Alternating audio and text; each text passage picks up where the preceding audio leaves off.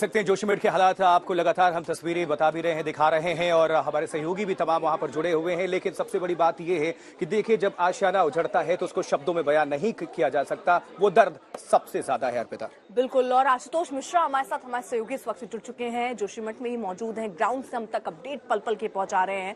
आशुतोष, अभी आप वहां पर मौजूद है, क्या देख पा रहे हैं? किस तरीके की तैयारी प्रशासन की है और क्या समझाने में अभी तक कामयाब हुए? लेकिन लोगों का विरोध प्रदर्शन तो लगातार बढ़ता जा रहा है।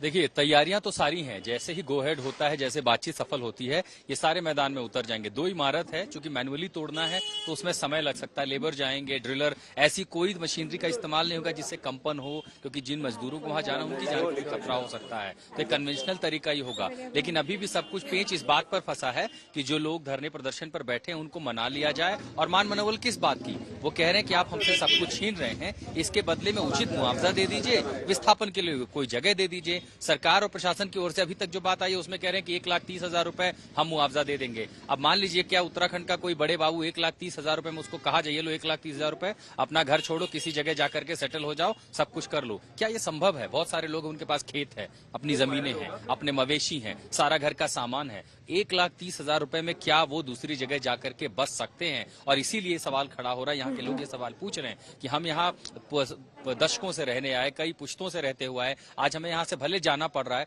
कम से कम इतना ख्याल तो रखिए कि हमारी जिंदगी आगे जैसे यहाँ थी वो वहाँ उतनी दुर्गम ना रहे, कुछ तो आसानी हो जीने की।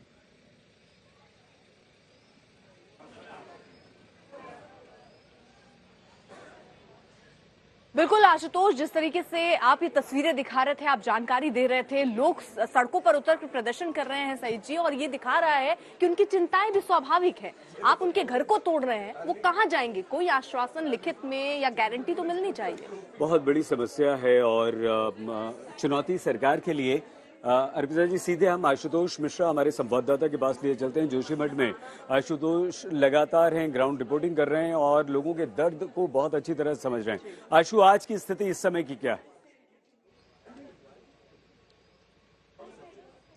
सईद, जहां कल थे आज भी वहीं पर हैं। बस एक चीज ये देख पा रहा हूं कि एक के बाद एक कई सारे ट्रक आ रहे हैं, तो वो राहत बचाव सामग्री लेकर के आ रहे हैं। मुख्यमंत्री कार्यालय से सीएम रिलीफ मटेरियल भेजा जा रहा है, तो वो ट्रकें यहां पर पहुंच रही हैं सामान लेके। लेकिन इसके अलावा ये बस इतना है कि कल से एनडीआरएफ की एक एक्स्ट्रा टुकड़ी भेजी गई है, वो तैयार बैठे हैं। उनकी सुबह की ब्रीफिंग हुई है। प्रशासन ने जो होटल का मालिक है, आसपास के लोग हैं, उनको बुलाया था, बैठक की, बातचीत की, कुल मिला के समझाने की कोशिश की, आप लोग मान जाइए किसी तरह मान मनोबल हो, वो नहीं हुआ है। इसलिए मैं ये जरूर कह सकता हूं कि आज भी डिमोलिशन की वो प्रक्रिया शायद शुरू नहीं हो पाएगी।